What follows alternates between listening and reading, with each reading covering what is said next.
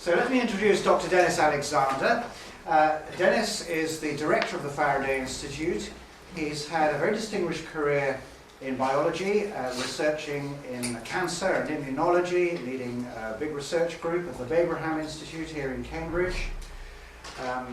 He's also written a number of books on the area of science and religion, and he has made broadcasts, done radio interviews, all that kind of thing as well. So he's a major figure today in the world of science and religion dialogue. And he's talking tonight on Transcending Dawkins' God, reviewing the positive interface between science and faith. So without more ado, I'll hand over to Denis.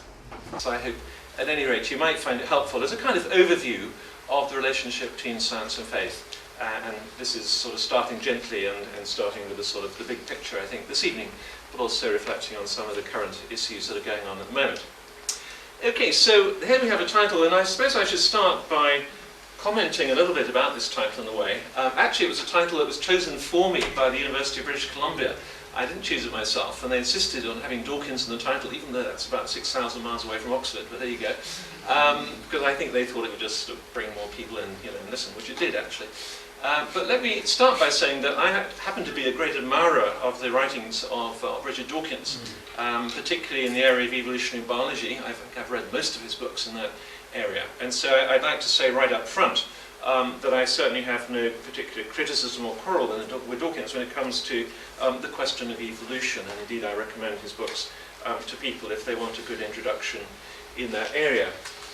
Instead, as you probably might have guessed, the title of my talk is really derived from Dawkins' more recent writings about faith.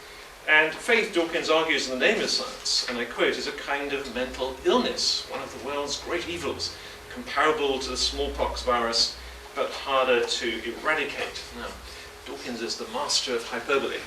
That's clearly one of his more hyperbolic statements, but there you go.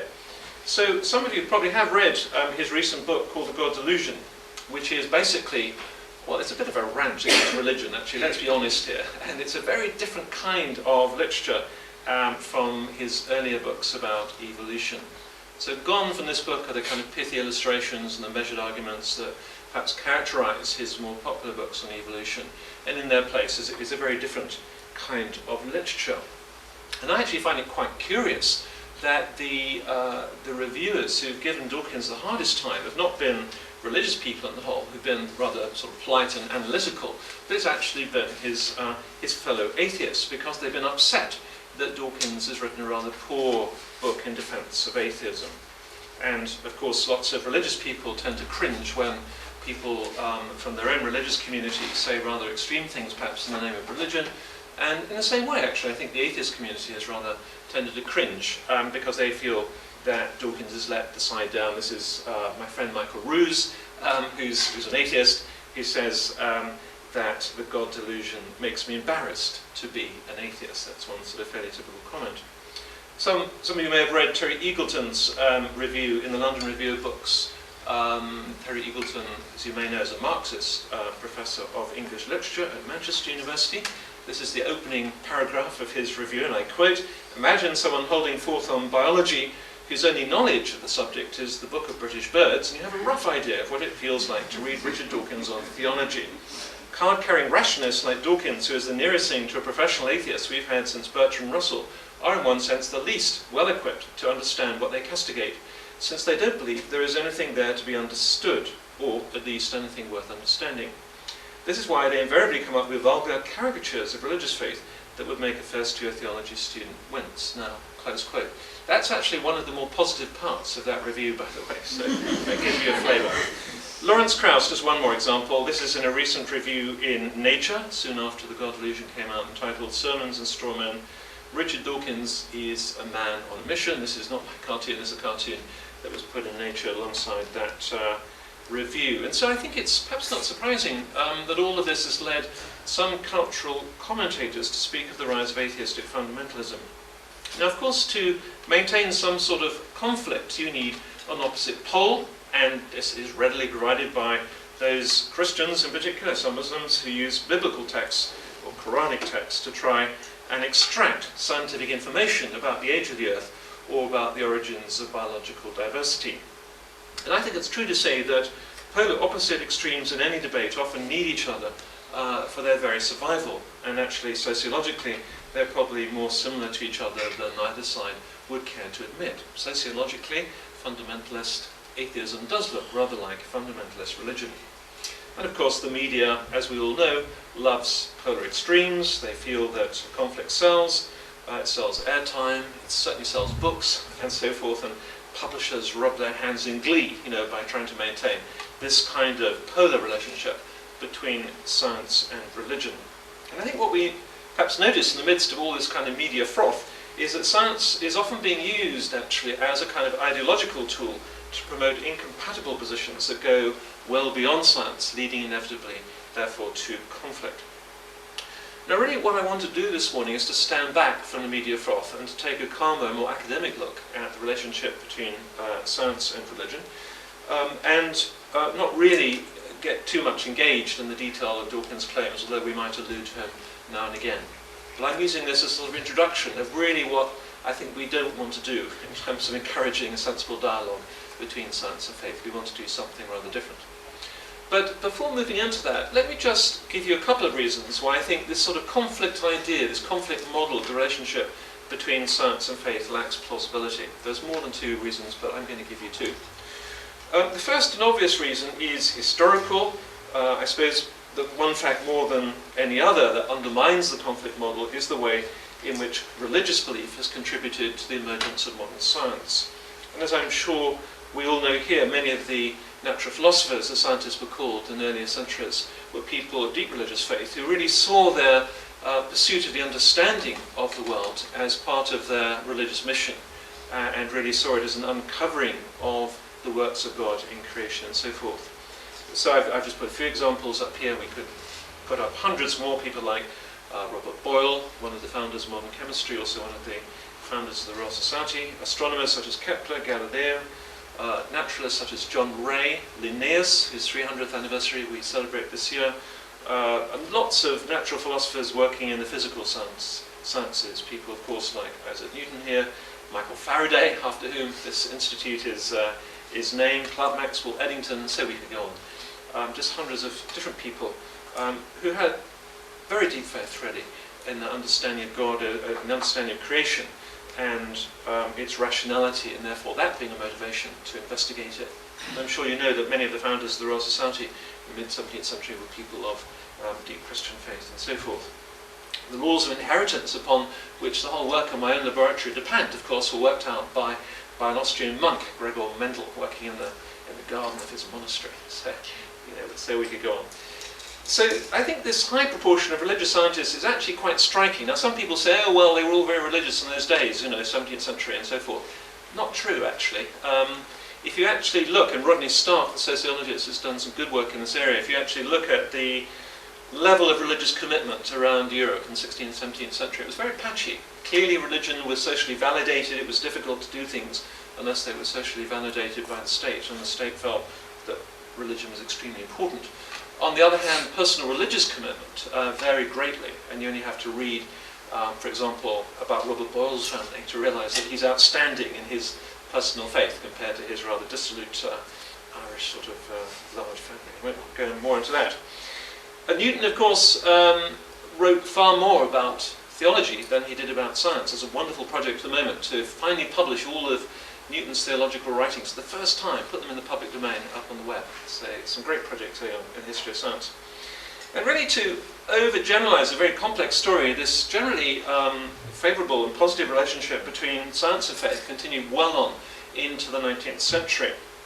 And I think, ironically, considering the present antipathy to evolution in North America, it was actually committed Christians within the academic community there who popularised Darwinism there in the 19th century, such as Darwin's great correspondent Asa Gray, who was Professor of Natural History at Harvard. He helped organise the publication of the first edition of The Origin of Species in North America and so forth. And actually historians now point more not to Darwinism, but to the increasing professionalisation of science that took place in the latter half of the 19th century, as the main source of this ideology, this rhetoric of conflict that's come through now into the sort of public domain. But academically speaking, today no historian of science takes the conflict thesis seriously as a kind of overarching model to describe the historical relationship between science and religion. Here's a typical example. Stephen Chapin, in his book The Scientific Revolution, in the late Victorian period, he says it was common to write about the warfare between science and religion and to presume that these two bodies of culture must always have been in conflict. However, it has been a very long time since these attitudes have been held by historians of science. And that was already a decade ago. So the conflict model lacks plausibility because of historical data. Secondly, it lacks plausibility because of the present religious composition of the scientific community.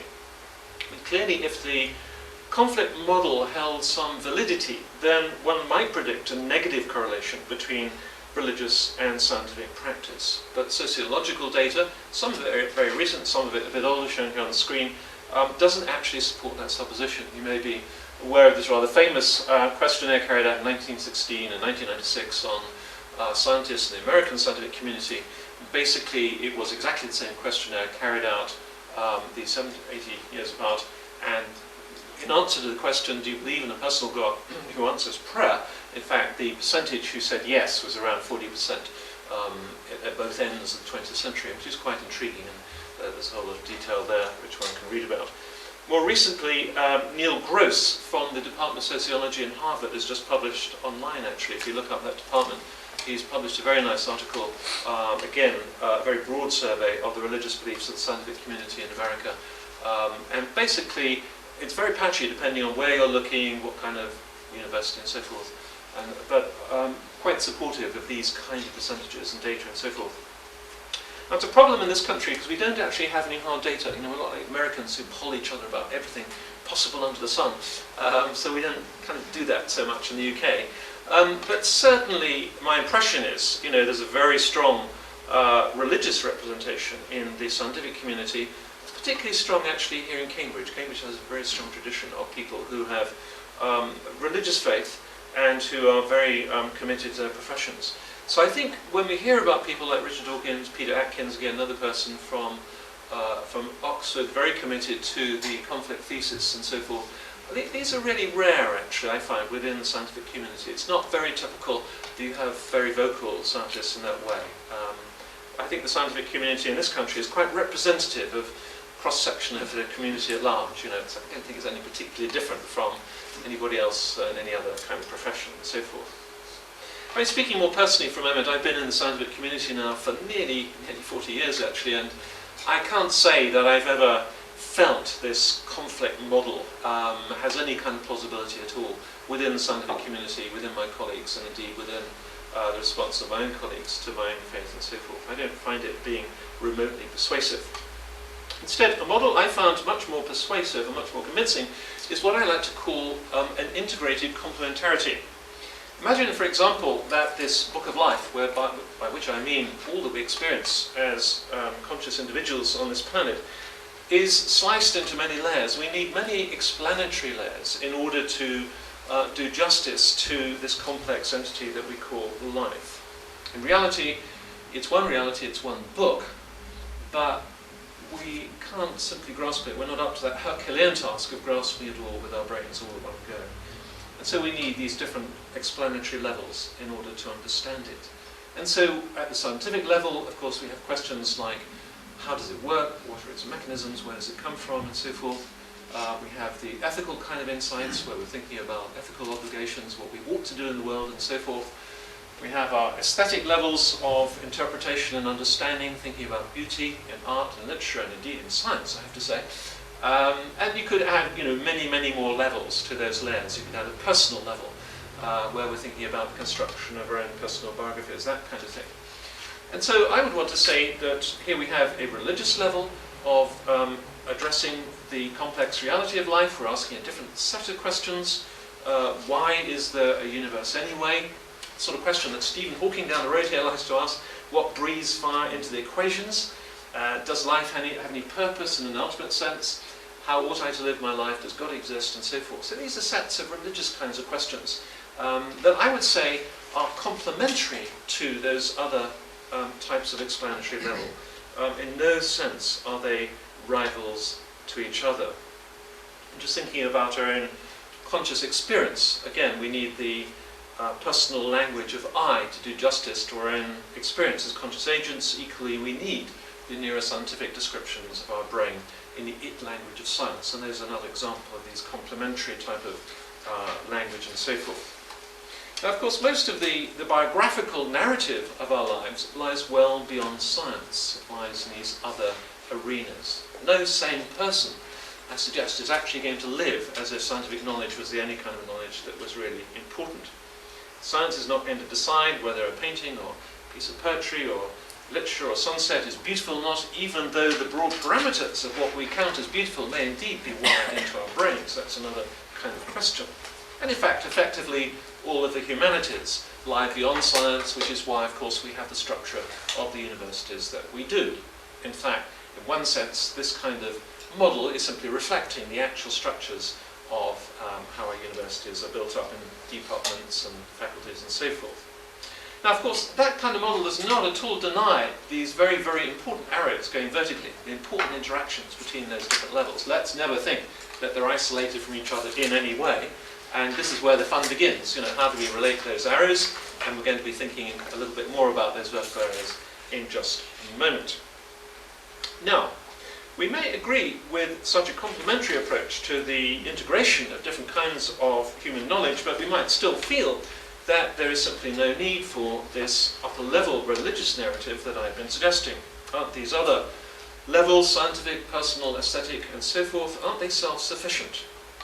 And I want to just suggest two reasons why I don't think they're self-sufficient. And I want to suggest an intellectual reason, and I want to suggest a pragmatic reason. The intellectual reason is based on the simple observation that scientists do like explanations for things. And I'm particularly now addressing myself to the scientific community and people with a scientific background.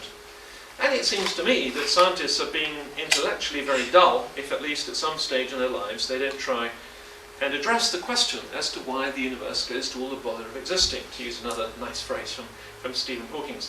This, of course, is just a rephrasing of the famous question posed by the mathematician and philosopher Leibniz at the end of the 18th century, and that is, why is there something rather than nothing? That point was re-echoed by our own Lord Martin Rees down the road again, Master of Trinity and also President of the Royal Society, when he remarked that the preeminent mystery is why anything exists at all, what breathes life into the equations, and actualize them in a real cosmos. Such questions lie beyond science. They are the province of philosophers and theologians. So I think there's a tacit and sometimes overt, as here, admission by the scientific community in general that actually science only addresses a rather narrow type of slice of reality, that narrow slice of the cube that we just showed. Most scientists, I think, understand that science does not have all the answers, despite the claims of a very small subset of people in the scientific community. Now, of course, many people would like to say that there is actually no answer to the kind of question posed by Leibniz. And that brings me to the pragmatic question as to why I think we can't really avoid that question in practice. I would like to suggest that there is no such animal as a metaphysically uncommitted human being. Every person has a worldview, a set of metaphysical beliefs, beliefs unable to be adjudicated by science, that lie well beyond science, that actually are highly influential in the ordering of their lives. And I would want to take scientific naturalism, atheism, or especially agnosticism, to represent metaphysical beliefs to which people are committed just as much as religious beliefs. Dawkins as much as anybody else. Nobody is standing on some lofty mountaintop devoid of metaphysical vegetation from which they can look down on the other benighted souls who are stuck with all those metascientific beliefs. We are all existentially committed, whether we like it or not, to metaphysical worldviews and to belief systems that go well beyond science. So, given that fact, why don't we adopt the metaphysical inference to the best explanation that seems to make best sense of the data around us? Well, just before we plunge into that discussion, I'm going to follow on that thread of thought. I'm just going to do a little bit of a bypath here to sort of head off another of the red herrings, I think it is, that Dawkins has sort of placed in the marketplace of ideas, and that might distract us from serious rational discourse about these kind of things. Dawkins claims that people do not believe in God because the intellectual case for such belief is compelling. They do so because their minds have been infested with a highly contagious and highly adapted God meme. They are the innocent, unsuspecting victims of a malignant virus of the mind. As Dawkins wrote years ago in his book, The Selfish Gene, and I quote, "Just as genes propagate themselves in the gene pool by leaping from body to body, via sperm or eggs, so memes propagate themselves in the meme pool by leaping from brain to brain by a process which, in the broad sense of the term, can be called imitation." Now I'd like to suggest that there are quite a number of problems with the meme concept. I'm just going to mention one or two for the time being. The first point that we notice is that as a metaphor, it actually serves no useful function in strictly scientific terms. Scientific discourse is full of vivid metaphors, and we cannot do without them. We have black holes and selfish genes and superstrings and natural selection and hundreds of other metaphors, and without them our laboratories would be very silent places. But notice that these metaphors are thrown up spontaneously by the scientific community. They're not imposed from outside by philosophers or other people. Scientists use them because they're necessary. They do actual work in the discourse of science. I have to say that in practice, in my experience, most scientists think that the notion of a meme is pretty vacuous. And one reason is that there are plenty of words that do this kind of same job as meme equally well or better. They're not particularly technical words. They're words, and I'm taking all of these examples from Dan Dennett's recent book, words like custom, hummable tune, and my own particular favourite, which is wearing your baseball cap backwards. So anything that gets picked up and passed on like a habit, Dan Dennett says is a meme. Now, those kind of words do the job that Dawkins is suggesting for a meme, so why suggest the term anyway? And I think the answer is probably because it sounds more scientific. It sounds like gene, but in reality we're just talking about learned customs and habits with a mode of transmission which is very different from that of genes. And it's always seemed curious to me that a passionate Darwinian like Dawkins should have promoted such a Lamarckian concept, actually, such as the meme. Now I'll let the biologist chew over that one. Now, we come across the same problem of metaphorical inadequacy with the idea of religion as a viral infection. The way viruses infect cells is pretty well understood. It happens to be sort of part of my field. You need a receptor on the cell surface. If you want to get HIV into the cell, as you know, you need a receptor on the cell surface called CD4. That lets the virus in, and it then becomes integrated with the genome. We know a lot about the structure of the virus. There's a nice structural paper came out in Nature a few weeks ago, and so forth. We know a huge amount about the molecular detail about how viruses get inside cells. And the point is that habits are simply not passed on anything like viral infections. The metaphor just doesn't work. It's like comparing apples and oranges. It's a vacuous metaphor. And that's even more the case when we start comparing beliefs about God with a viral infection, because actually people just don't adopt beliefs in that kind of way. I mean, I have plenty of atheist friends who grew up and then started investigating religions for themselves and eventually came to some sort of religious belief. Likewise, I've got friends who made the reverse pilgrimage. They were brought up in religious homes, and they're now atheists, and so forth. And in every case I can think of, they made this step as an adult after a serious period of reflection and reading intellectual inquiry and so forth. It simply was nothing like viral infection. And so I think one has to conclude, I'm afraid, that Dawkins' enthusiasm for such metaphors stems from his need to use rhetorical devices to make these sort of anti-religious points rather than actual arguments. And that's a pity. Now, of course, one further point to notice about memes is if they really infected minds like viruses, then actually, if you think about it, we wouldn't have any valid beliefs left at all, including scientific beliefs. If a God meme is transmitted like a virus, then presumably an atheist meme can be transmitted equally effectively. And I suppose it's even possible that believing in memes as a valid metaphor for the transmission of beliefs could be also transmitted in that kind of way. If such automatic modes of thought transmission actually happened, then there's clearly no basis for the rational justification of any belief. the analogy therefore suffers from a kind of futility by infinite regress. But in reality, all belief systems have to be justified by rational argument.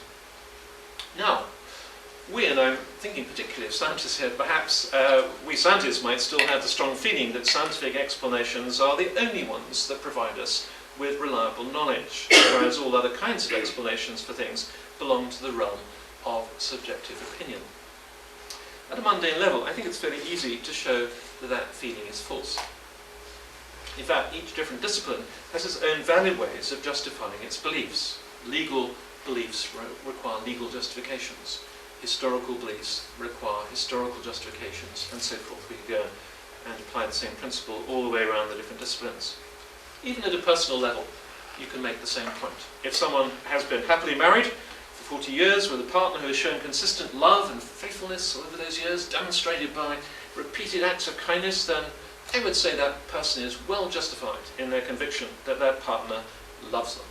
Now, that's not a scientific belief, but it's certainly an evidence-based belief, and nothing, I would suggest, in a scientific journal that comes out this week, will be better justified than such a belief. It's just as sure. They have just as good evidence as the sort of stuff we publish in immunology this week in a journal. So well-justified beliefs are definitely not just the realm of science. Now, as I mentioned, in Cambridge we do have a long tradition of religious scientists who have seen their science and their faith very much in harmony. James Clerk Maxwell was a committed Christian, a founder of the Cavendish Physics Laboratory just down the road here in the 19th century. This was the department where Watson and Crick were working, by the way, when they worked out the structure of DNA. And it was Maxwell who decided to put this quote from the Psalms, in Latin of course, but it's in English there for your convenience. Psalm 111 verse 2, "Great are the works of the Lord, they are pondered by all who delight in them." And when the old Cavendish moved down the road to the new Cavendish, which is down that way, then the same quotation of the Psalms was put over the top of the doorway, but this time in English, to help people, as a sort of reflection of the fact that actually there is quite a strong religious community here amongst the scientific community in Cambridge. And that's quite useful, actually. Partly means we can get good speakers in for our courses, they're just down the road, that's very convenient. It also means you can talk to a lot of scientists who are people of deep religious faith and ask them, how do they integrate, how do they go about the business of integrating their science with their faith. And I would say that far from being in separate compartments, they see those two as integrating into the sort of integrated complementarity kind of model that I just mentioned. That's the most common kind of understanding I think that scientists here would see between their science and their faith. And indeed more than that, they see some rather interesting similarities between the acquisition of religious knowledge as compared to scientific knowledge. Now, they're not suggesting, of course, that these two domains of thought are the same or identical, not that at all. What they're saying is there's some interesting resonances and parallels between them. And I thought it might be quite interesting this evening just to explore some of the parallels that those scientists who have religious faith often throw up and say, well, it's actually quite similar in that respect. And I think we just want to what I'd like to do is spend the rest of our time thinking about 4 of those, and here they are. And these sort of resonances between science and faith I've listed for you here as the quest for coherence, the possibility of refutation or falsifiability. I'm going to come back to each one of these. Predictability, the problematic status actually of prediction, and also the fact of commitment. Now, those are 4 common themes that people often flag up as being similarities. There are others. You can easily double that list actually, but we ain't got time for 4. And in fact, I'm going to spend nearly all the rest of my time on the quest for coherence, and then I'm going to briefly allude to the other 3 near the end. So if you don't get them all down now, don't worry, because we'll be coming back to that list again in summer and going through them. So let's think a bit then about this common quest for coherence. Coherence is often looked to as one of the hallmarks of reliability in science, just as it is in faith. Now, in isolation, of course, coherence is an insufficient criterion for choosing one scientific theory over another. But you don't have coherence in science, then it's unlikely that your theory is going to flourish. So you definitely need your theory to demonstrate that it is coherent with your data. Now in biology, my own field, Darwin's theory of evolution has often been taken as an example of the way in which a novel theory can bring coherence to a very wide range of facts that otherwise remain incoherent. And I can't put that better than the late evolutionary biologist Ernst Mayr, who said that the theory of evolution is quite rightly called the greatest unifying theory in biology.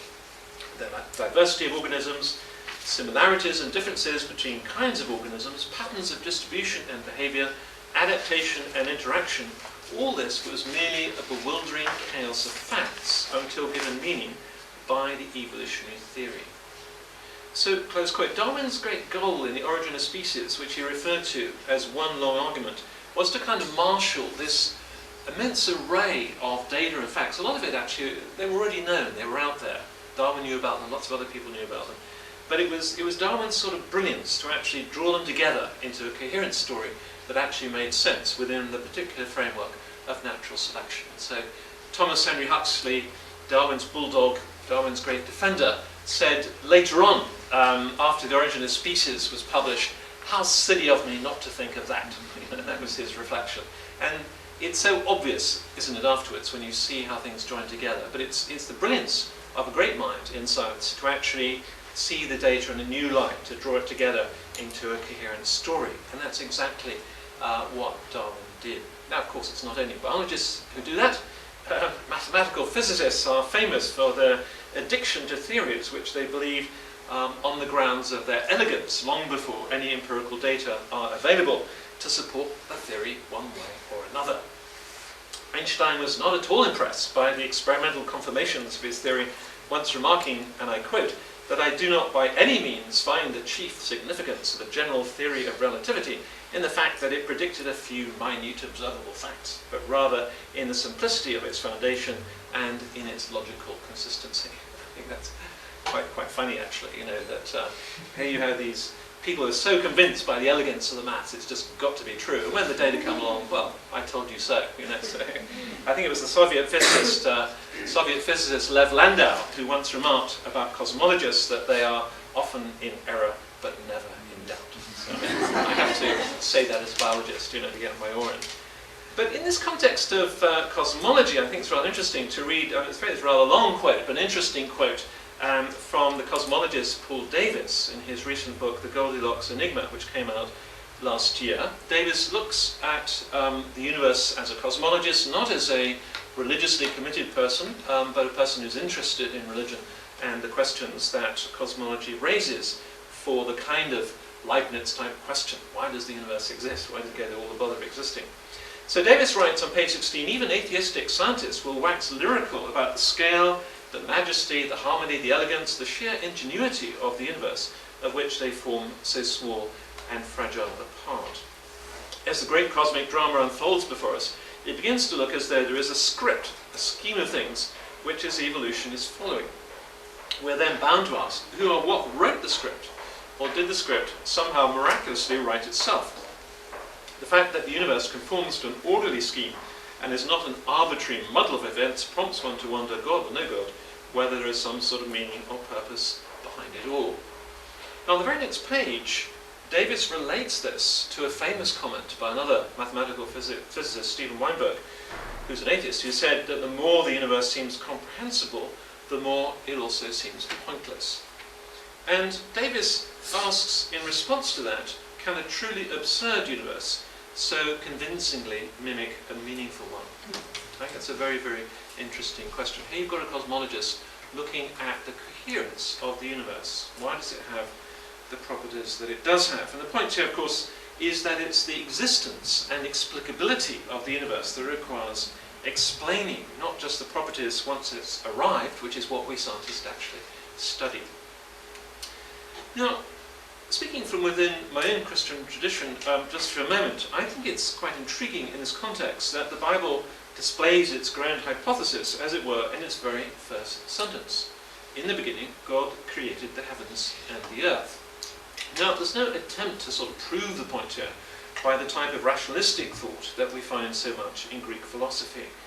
Genesis simply claims this is the big model, and the whole of the rest of what follows is only really interpretable within the framework of this big starting presupposition. Now, personally, as a scientist, I can relate to that because it's the way that so much of scientific thinking works, at least the kind of science that I do. Biologists, as we've just been thinking, operate within the paradigm of Darwinian evolution. We carry on believing the theory because it continues to be successful. It goes on rendering new data coherent. And I think that's what one finds with the big theories of science. Their task is to be like these efficient amoebae. If you didn't recognize that, it's an amoeba. And they go around engulfing, as it were, these big theories of science go around engulfing new particles of data and embodying them, making them part of themselves. And if they don't carry on doing that, if the theories get indigestion and try to do that and spit it out, then that theory is not going to last very long. The success of the theory depends on its ongoing success at incorporating new bits of data as they come along. And of course that's why Darwinian theory has been absolutely so brilliant. It's rare to have a scientific theory that's kept going so long as Darwinian theory. It's quite rare if you look at the history of science. Now, of course, this now raises the question of what counts as data when we are doing this sort of quest for metaphysical coherence. We've been thinking more about science. What about the religious question? What about the metaphysics? In a given branch of science, you know, the answer to that question is pretty clear. You set up an experiment, you test your model, and you see if it withstands the test or not. What about rival metaphysical beliefs? Well, my suggestion at this point is to include as data pretty much anything that strikes us as significant as conscious agents, as people in time, in relationship with others who are determining their biographies on a daily basis. We can perhaps imagine the big rival metaphysical beliefs as big circles that contain within them a lot of smaller circles that together comprise the composition of our lives. And you can put as many circles as you want. Science, history, literature, psychology, religious scriptures, just on and on. You go all those various areas of inquiry, reflection, personal experience, and so forth.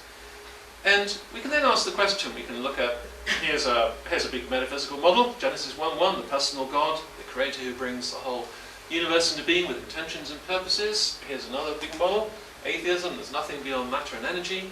We could put probably 2 or 3 other big models up there, monistic types of thought, as in Buddhism, Hinduism, and so forth. So you just take the big competing metaphysical models, if you like. And then we simply ask the question, when we kind of assess this very broad array of data, taking things as a whole, which kind of model is more coherent? You know, where do the data fit? Do they fit more in one kind of big metaphysical model, or more in another one, and so forth? And that's the kind of exercise, I think, that science might suggest is quite useful, is quite a profitable way to go. We're not trying to use science or use these things to prove God or trying to get from here up to here or something like that. We're just simply saying, well, here are the rival models, you know, what kind of data fits most coherently within model A, B, C, or D, whatever it might be. Now, we should also note in passing that we have no circle at all indicating gaps in our present scientific knowledge inside this big circle. You don't spot that yellow circle inside.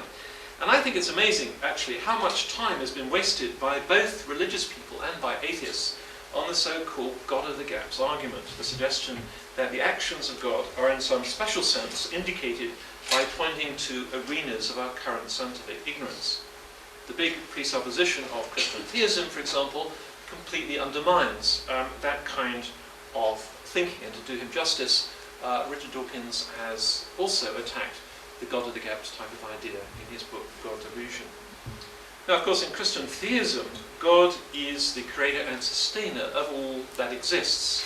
And it was Augustine, actually, way back in the late 4th century, who said that nature is what God does. That was his understanding of the doctrine of the Christian doctrine of creation.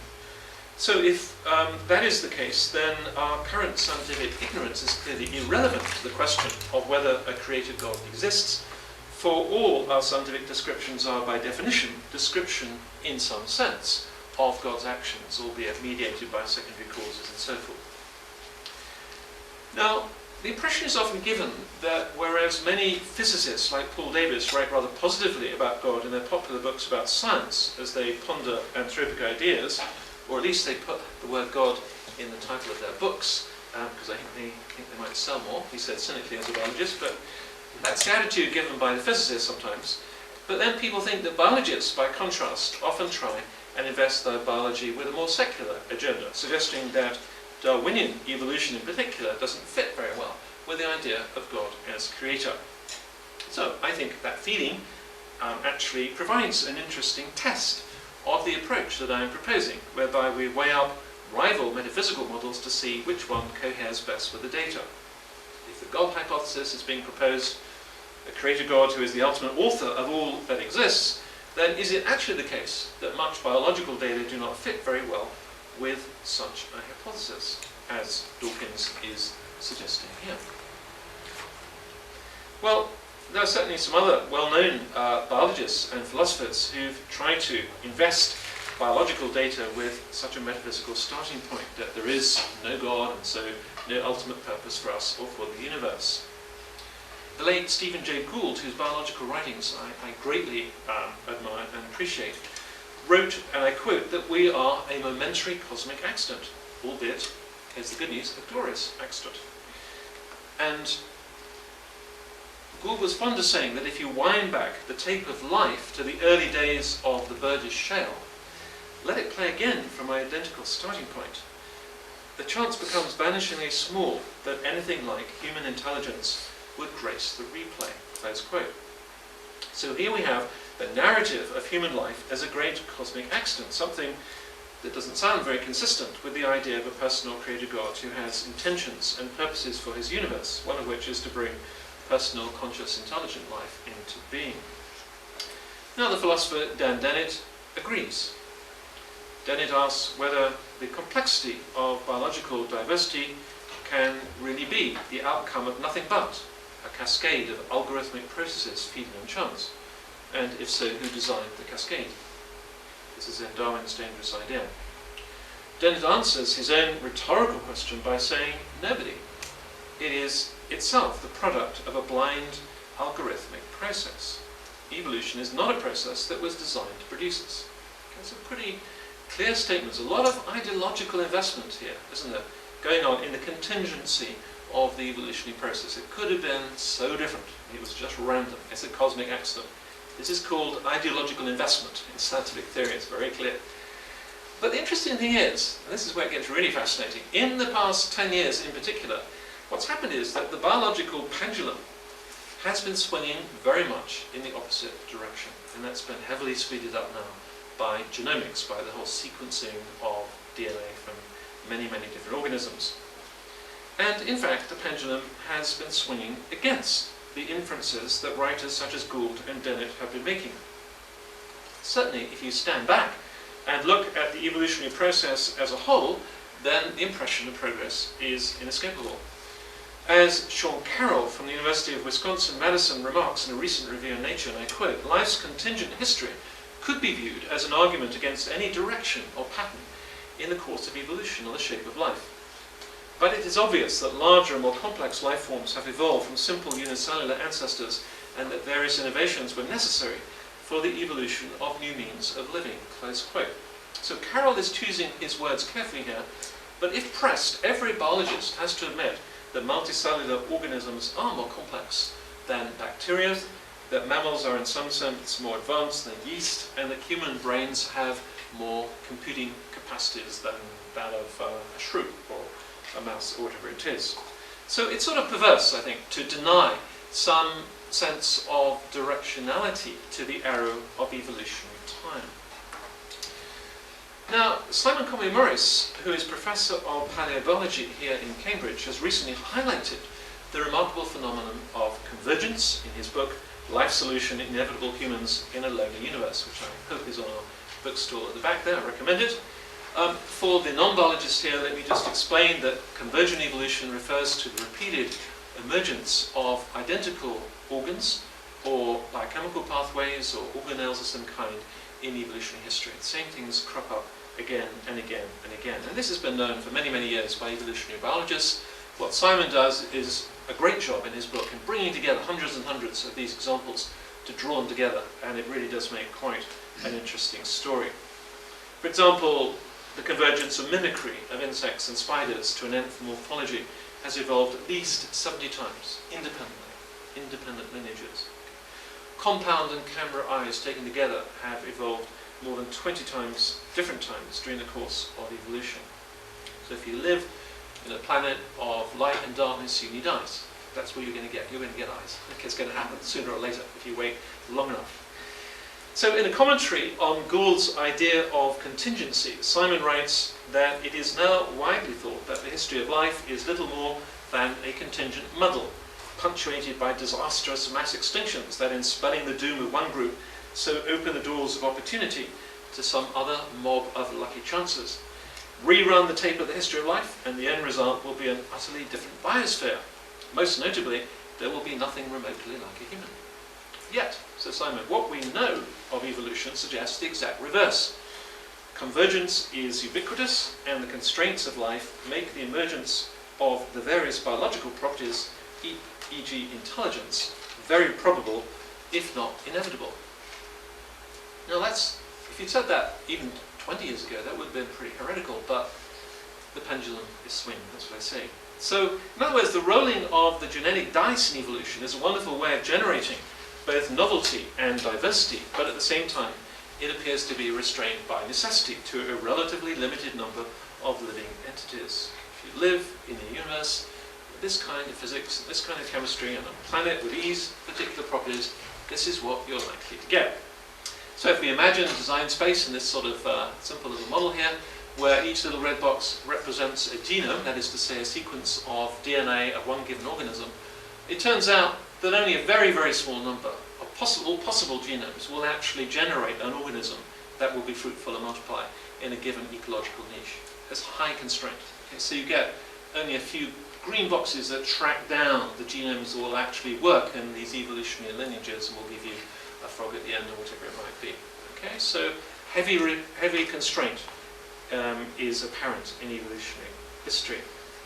As my old biochemistry tutor from Oxford days, Arthur Peacock, was fond of saying, speaking from a theistic perspective, chance serves as God's radar to elucidate the potentialities of living matter.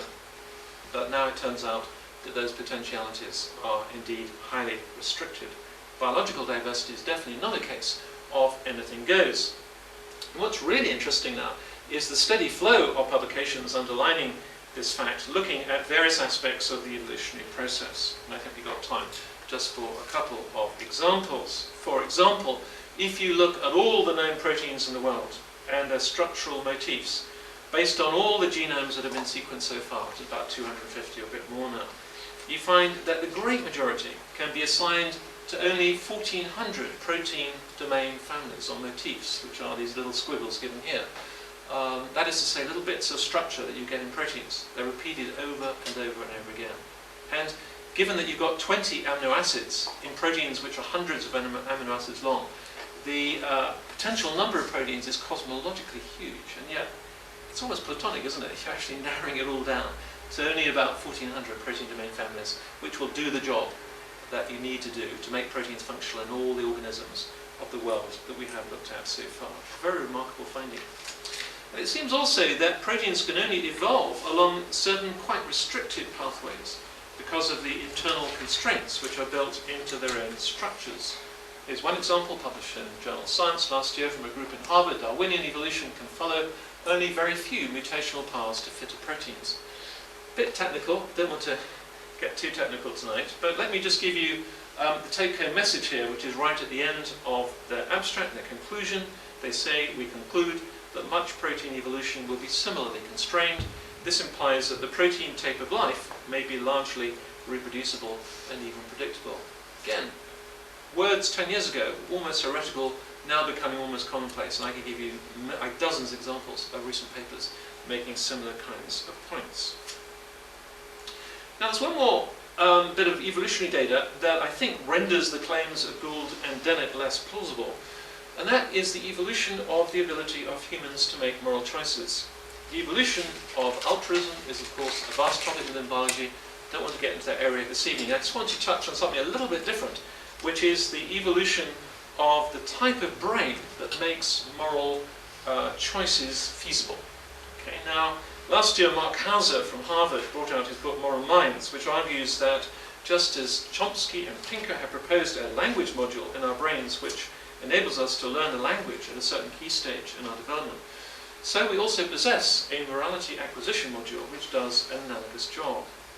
And Hauser draws on the insights of the philosopher John Rawls about this almost instinctive feeling of fairness that all humans seem to possess to map out various positions on a spectrum that runs actually from David Hume at one end to a kind of pure reason and Kant at the other. Now, we haven't got great amounts of time just to go into that, but just to say that Hauser himself comes down in calling himself a temperate Rawlsian. That means a middle-of-the-road kind of position. And I have to say I feel considerable kinship myself with this position. And this is the position where people are actually endowed at birth with a kind of suite of principles and parameters for building moral systems, which are then educated during development by specific localized cultural norms. Now, Hauser contrasts his temperate Rawlsian with what he calls the staunch Rawlsian. He really means extreme, but he's polite, so he calls this a staunch Rawlsian, in which specific moral principles are genetically built into the brain, more or less the kind of position taken by Michael Ruse in his book Taking Darwin Seriously, and that's a position that I critique in a whole chapter of my book, Rebuilding the Matrix, which I put on the table at the back. But Hauser also highlights the point that just as the evolution of Chomsky and Pinker's language acquisition module is uniquely characteristic of humanity, so likewise his proposed morality acquisition module distinguishes us from our closest relatives. So, it seems to be the biological data itself, or themselves, that are making the philosophical claims of people such as Gould and Dennett less plausible. Out of stardust, containing carbon, phosphorus, oxygen, nitrogen, and a few other things, generated in the furnaces of exploding stars, has emerged consciousness, intelligence, personhood, by a long process involving tightly regulated, highly organized biological complexity. It seems to me that this process is certainly consistent with the idea of a creator God who has intentions and purposes in bringing about personhood on planet Earth, whereas Gould's idea that it is ultimately a meaningless cosmic accident now looks less persuasive. In fact, it's even been suggested that we have here a kind of atheism of the gaps argument operating. The term cosmic accident sounds convincing when we don't know very much about the processes involved. But as our scientific explanations become more complete, so in fact the overall account begins to look more plan-like and better described by a theistic account of intentionality rather than by an atheistic narrative. In short, the theistic account is the one that looks more coherent. Now, in science it's actually quite common in a research program to accumulate isolated pieces of data, and at the beginning you're really not quite sure how they all join up. You see them there in the lab book, you look at them together with your postdoc, you scratch your heads and you put them on the back burner, you don't know what to do with them, you might even ignore them because they don't make any sense at all. Once you have a coherent model that joins up the bits of data to generate a rational narrative, then you tend to believe your data with less suspicion and less skepticism because the pieces of the jigsaw fit together, they make a story. I would suggest that the existence of a God who has intentions and purposes for the universe provides a much better explanation for its explicability, for the existence of science, and for the existence of conscious observers in the universe like us, instead of just saying that it's a brute fact and it just happened and we really don't know why. So I wanted to give you that kind of discussion to show how coherence can have parallels between science and faith, and how you can have discussions between science and faith to and fro, which I think address the kind of issues of what are the big metaphysical models that make sense when we take on board not only scientific data but lots of other data as well. I mentioned at the beginning that there are some other resonances between science and faith, and I just want to mention them briefly as I wrap up. One of those is, of course, the falsifiability or principle of refutation that was introduced by the famous philosopher of science Karl Popper in the last century. And Popper famously made this principle a kind of one of the criteria to identify what is science and what isn't science. And there's been long discussions about that in the philosophy of science. The question I want to ask really is, might there be anything analogous in religion? Now, clearly there are no universally accepted criteria for refutation in religion or in philosophy, analogous to the refutations of daily mundane science. But on the other hand, the historical monotheistic faiths of Judaism, Christianity and Islam can be assessed from a specifically historical perspective. In principle, one can gather data that could count against the historical claims made by any or all of those religious systems. And so I think there is some parallel there, particularly when you're talking about historic religious faiths, less of a parallel when you're talking about the monistic philosophies and religions such as Taoism and Buddhism and Hinduism and so forth. Prediction also. What about prediction? Clearly, as with refutation, there's no shared core list of those items that might count as having predictive power, which are held in common by all the religions of the world. As it happens, neither does such a list exist for science either. The various scientific disciplines vary greatly in the extent to which their theories can be tested by making predictions. When the microwave background fluctuation was discovered some years ago now, this was a stunning success for a prediction made by Big Bang theory. It supported Big Bang theory. But the kind of experiment we do all the time in immunology and cancer is this. We knock out a gene, we delete a gene out of a mouse colony, and what do we predict? Hopefully something will happen. We don't know. This is a complex system. If it doesn't happen, that's another postdoc career down the drain. Because if you don't get a phenotype, you don't get a paper, you don't get your next grant. So that's serious. But it's very hard to make clear predictions in complex systems like biological systems. So what about predictions about made by religious beliefs? If the ultimate purpose of we humans is to know God, then you might predict that religious belief, on average, is good for you. I say on average because clearly, for some people, it's pretty bad for them. If you happen to be fighting for justice based on your religious belief in some part of the world, you might get put in jail or whatever it is and be having a very hard time indeed. So I'm just saying on average. Let's take scientific studies of religious communities living in settled parts of the world and see what we might predict. It is actually interesting when we do that, and there's hundreds and hundreds of these examples now. It's interesting to note that religious faith does correlate, on average, with increased well-being, as measured by parameters such as mental health, longevity, happiness, and many other indicators. A few years ago, a huge book was published by Oxford University Press, which was a meta-study of 100 other studies done by various sociologists, kind of systematically examining this relationship between religion and human well-being, and these are the results. 79 of the studies that this book was analysing, reported at least one positive correlation between religious involvement and well-being. 13 found no meaningful association, 7 found mixed or complex associations, and 1 found actually a negative association. I think these kind of data are quite interesting, and of course underlying those are lots and lots of other explanatory levels. But when you think that Dawkins' entire worldview depends upon a supposed negative association between religion and well-being, whereas in reality only 1% of the actual experimental results carried out scientifically support his claim, and 79% quite clearly reject his suggestion, then I think one does have some ability there to make predictions that actually can be tested and can be fulfilled by actually looking at the data. And then lastly, a fourth similarity I do see between the scientific and theological enterprises is that of commitment, what kinds of commitments we could talk about that scientists make. We don't have time just now to do that, but definitely scientists are very committed people, no doubt about it, and they make all kinds of philosophical commitments in order to carry out their enterprise.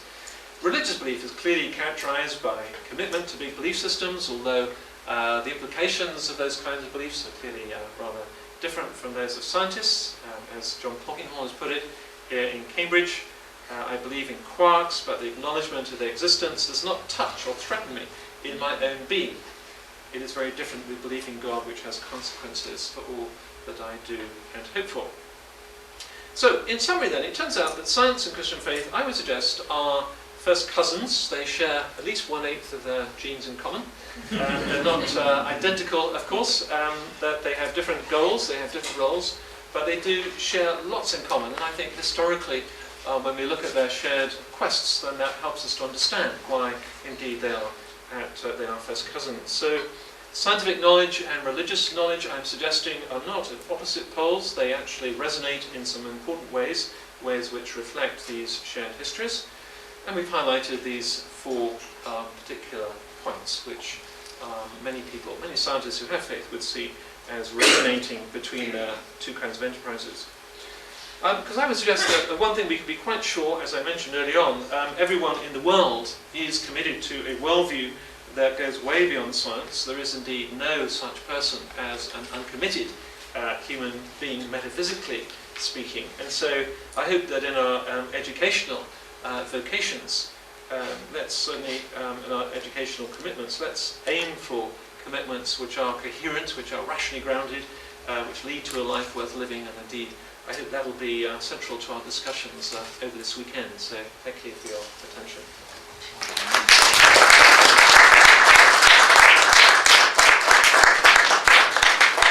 Thank you very much, Dennis, for that superb overview. And of course, we'll be going into some of the issues Dennis has raised in more detail, different aspects over the course of the weekend.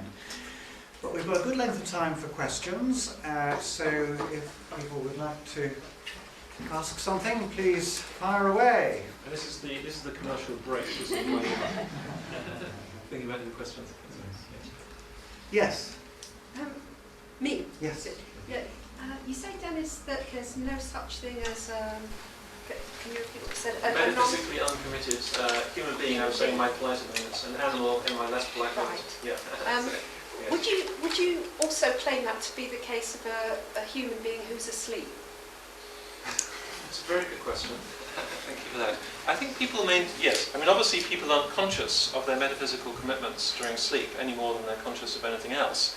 But when they wake up in the morning, I suspect they will still maintain the metaphysical commitments they had the night before. In other words, there's a continuity there. And to me, that's what would be really important. So, in other words, it's not, obviously when they're asleep, they're out of touch with everything. They don't know what they're thinking. But they don't go through some transformation overnight unless they have a very dramatic dream. Now that happens as well, which might change their metaphysical commitments. One great dramatic dream overnight. Happens, a bit rare. But otherwise, except for those very rare exceptions, I would say, they will hold to their same commitments in the morning. More drowsily over breakfast. Still happening. Yeah, more questions?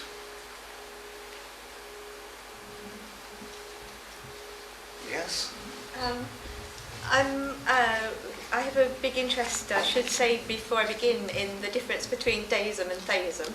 Yes. Because as a school teacher, and you know already because I've already given you my spiel over dinner, but as a school teacher I found that it is relatively easy to present science in such a way that supports deism, the idea that there's a creator God, that God created everything. And that fits very well with the sort of science that they tend to learn until we were just discussing, until about A-level.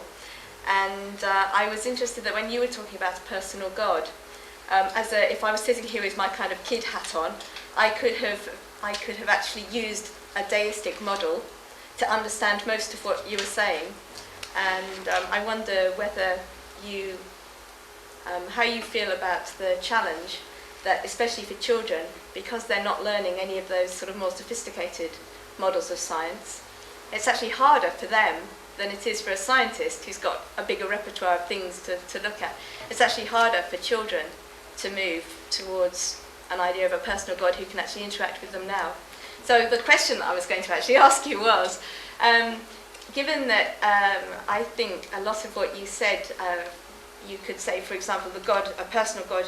I wrote it down when you said it. You said that theism is a creator God and a sustainer, and the sustainer, I would suggest, sounds like the sort of the theistic bit, and the creator like the deistic bit. And yet, when you were then talking about how we can see that in action, you were sort of talking about God's script again.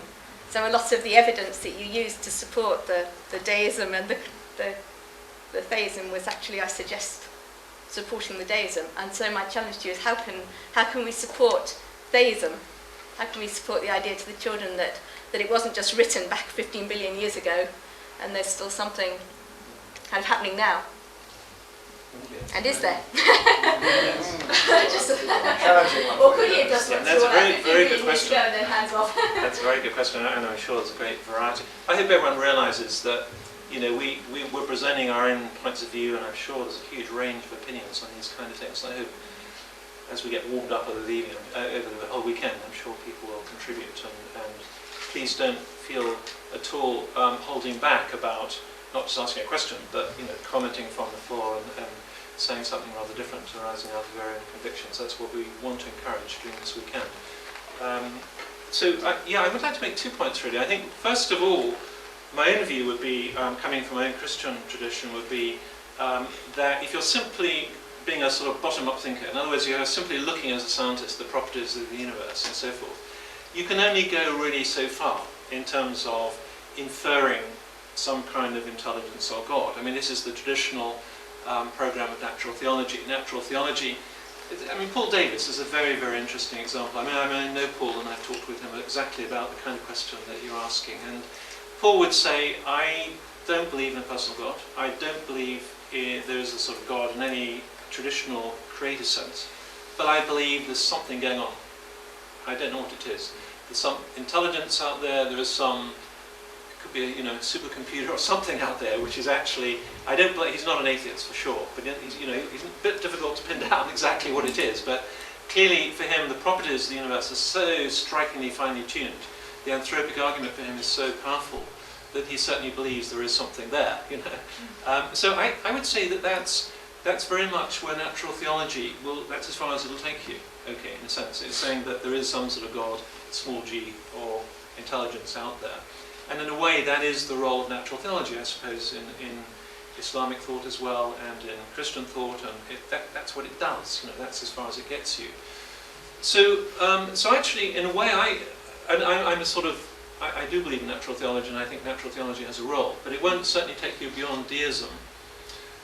So I would sort of rather start it the other way around in a sense. I say, well, this is the Christian package, or the Muslim view, or this is the Jewish view, or whatever it might be, and let's look at that and see how that kind of fits. I don't know what you can do in the classroom. I'm just saying, you'll have to translate this in the classroom, but actually, what it seems to me is that, if we look around the universe, it's very remarkable that conscious human persons exist. That's very bizarre, actually. Yeah, we forget how bizarre that is because we are one and we're kind of used to it. We've grown up with being one, so we've forgotten how bizarre that is. But if you look at the fact, 10 to the 22 stars out there, okay, maybe there's other intelligent life, but the fact on this tiny little planet, out of stardust, this elements from exploding stars, that's where the carbon, the phosphorus, the oxygen, and the nitrogen comes from. All of our stuff in our body comes us, and we have, as Hauser has been pointing, we have morality, we have the ability to make moral decisions, we have free will, we have free choice, we have religion, we have the ability, every society in the whole world has religious belief of some kind, and so forth. So it seems to me that's very, very remarkable. And it seems to me that doesn't fit very well with deism, actually, because if you think about it, if you're thinking about big models, it makes much more sense if there is a personal God who wants to have interaction with those conscious, aware, morally choosing, religiously minded human beings. That makes much more sense. That there is actually a personal God who is not just simply an abstract deity who is distant from the universe. So that's the sort of approach I would use, I think, and I would certainly be I know that a lot of what I said could be just interpreted with a sort of deistic framework, but I'm very strong from the Christian theistic perspective on underlining the fact that this God that we worship as Christians is a personal God who can be known and who is very involved in his universe, who's upholding at any moment. And some people say, well, ask me, well, what difference would it make if God wasn't there? And I say, well, there wouldn't be a universe. That's the difference it would make. It's because of God's will and upholding that the universe goes on existing. He is the composer who is continuing to compose the music that's being played. He's the writer, the author who's carrying on writing the script, and so on. Every type of understanding analogy which are all inadequate we can think of. So I think those are very important. And so always in Christian theology one has the transcendence of God, meaning is the fact that he is distinct from the created order, and also the immanence of God. And those always, I think, have to be held in balance. The immanence of God, meaning God's involvement in the created order, thorough involvement. So, now how on earth do you unwrap that for kids? I mean, and so forth. I'm not the teacher, but it's a challenge. But I think actually children, I don't know, you tell me. I mean, younger children have a sort of natural, feeling of God as person. I don't know, do they? Well, younger children. Younger children Yes. probably do, don't they? So, I think. By the way, I think the answer that you gave is brilliant. I think one of the things that makes it interesting, which I hadn't thought about before, which I like to, is that it's actually not drawing on science in order to demonstrate theism. It's drawing on, as you were saying before, much more about why is it the way it is? Because it reflects what God wanted, and the idea that God wants something that is happening now as opposed to just something that's running to a script is, I think, a really interesting and really great line.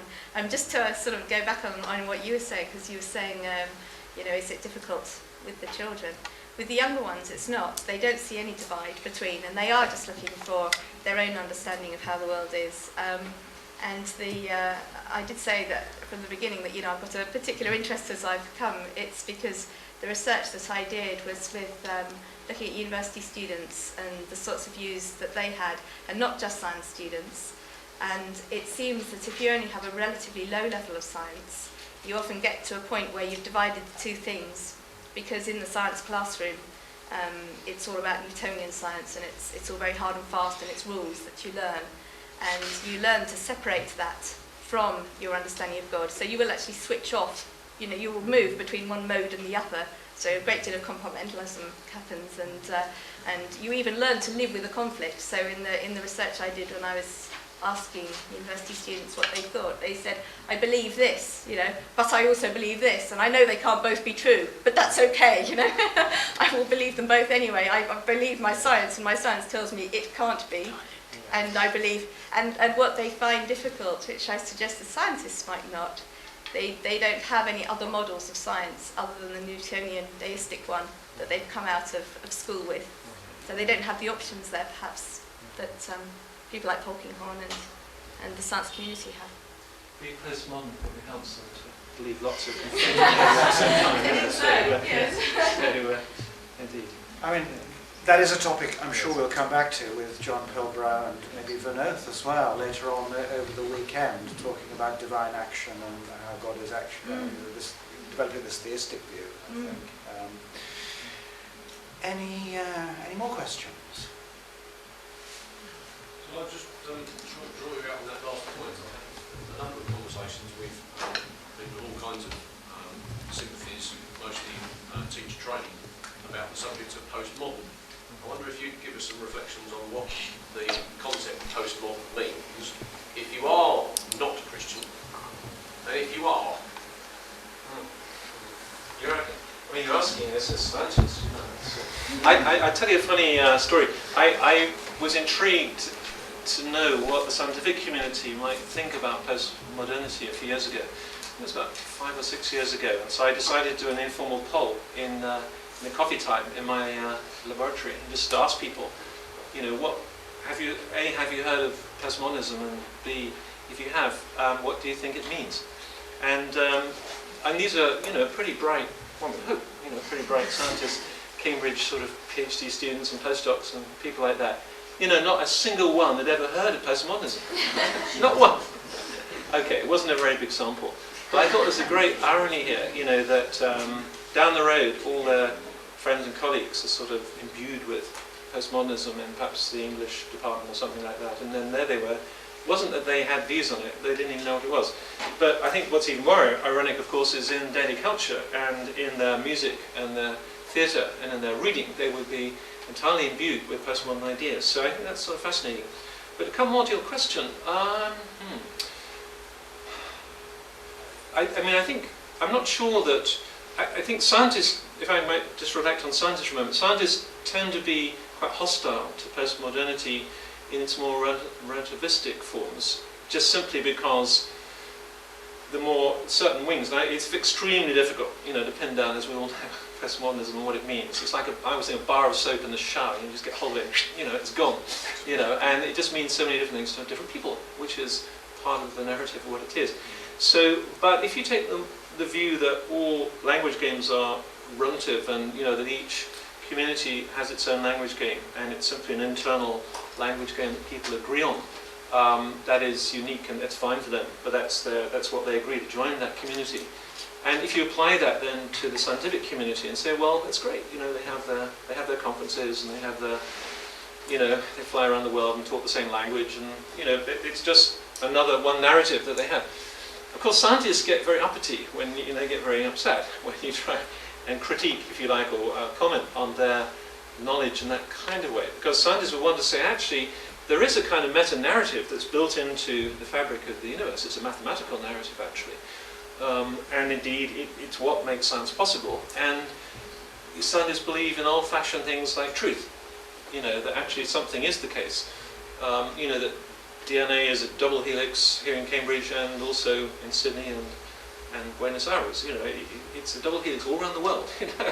And if you test materials to find out how they work, and you do the right kind of test, you'll get the same kind of results anywhere in the world, and so forth. So I think the scientists would want to say, well, actually, okay, we know we don't have exhaustive understanding of matter and what it does, but we're critical realists in terms of believing that something is there that can be analysed and understood, although not exhaustively. And so scientists would want to say that the maps we have are reliable maps. The Darwinian map, or the Big Bang cosmology map, is a reliable map, and it tells us some true things about the universe. And indeed, the quest for a theory of everything within physics is driven by actually fate, that actually all these different forces, the weak force, weak nuclear force, and the strong nuclear force, and gravity, and everything can be joined up, in one ultimate equation. Now that seems to me not to fit very well with, sort of postmodern idea, that there is no kind of meta-narrative that actually is actually right, is actually correct, that everybody could agree on and say, well, this is actually what we believe, Now it seems that kind of critique that would come out of science, actually, which is a sort of stance of critical realism. I think most scientists are actual critical realists, even though they may not know what the term is, never heard of it, but they are practicing critical realists in what they do. Otherwise they wouldn't bother to go to the laboratory, actually. They wouldn't bother to write grants. They need something, they actually believe something's out there which can be discovered and analysed and understood. I think actually the historic faiths would be very similar, actually. And I think there's a strong resonance again in this area between the historic Abrahamic faiths and between the scientific community, because they also share this idea that there is actually something out there which is true for everybody, and which actually is the case, and that, let's say, there is a God who is there, who actually exists, and can be known, and so forth. So that God can be known by anybody in the world, and therefore that introduces immediately, there is a meta-narrative. So I think that the scientific community and the Abrahamic faith religious communities, which share a shared hostility, actually, to the more extreme relativistic forms of postmodernity for that reason.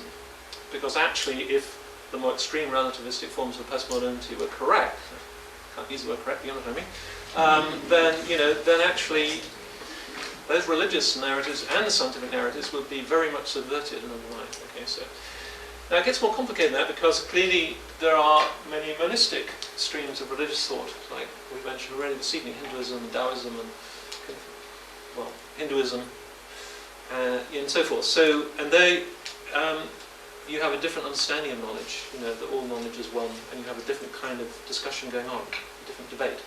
So it gets quite complicated, actually. I don't know if that begins to address that. There is a book called Can We Be Sure of Anything? And can we be sure it's on the bookstall? I think we can. I don't hope it's on the bookstall, but that is actually a collection. It's quite, it's I think the only collection where scientists and theologians, philosophers, and so forth have all written chapters about postmodernity and its relationship to science. So I recommend that book for that reason. So. Yes? I'm really struggling to come to terms with what you said about science and Christian faith resonating in those four ways that you mentioned. In particular, falsifiability and predictability. If you're talking about the historical essence of the faith, and was did Jesus rise from the dead, whatever, I can see that that's falsifiable. In terms of what is faith, I think the existence of God, it's clearly not. And in terms of predictability, what is predictable about God? I can see what's predictable about religious believers, but I don't see that necessarily works with what is, after all, faith, which is the existence of a God. I think you're right, and I hope, because I went over it rather quickly, there's always a danger in exaggerating or oversimplifying something that is actually quite complicated. I'm going the wrong way. I think as far as people will come up on the screen in a moment probably. As far as falsifiability is concerned, I think you're right. I think you can't, as it were, test God. You can't falsify God. I can think of lots of things you can't falsify in religious belief. I'll give you an example which went pear-shaped. A group, I think, of sociologists or psychologists, I can't remember, tried to do a sort of test of prayer. Does God answer prayer? It's a scientific test in the States, a couple of years ago. And they kind of set this thing up of praying for sick people.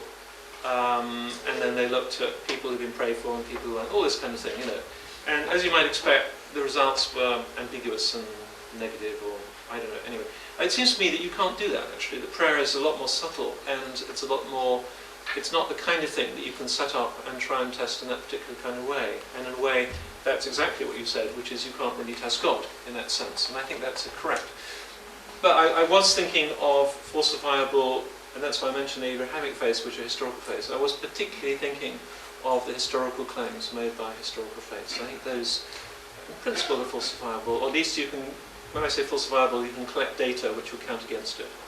And I think it's interesting, when you read the early Christian writers, like the Apostle Paul said, if Christ is not risen, my faith is futile. Basically, let's eat, drink, and be merry, for tomorrow we die. Okay, so, in other words, he was clearly, I was thinking of him as a Popperian, actually, because he was sort of putting his faith on the line, as if A didn't happen, then B will follow. It was a very clear example of Popperian thinking.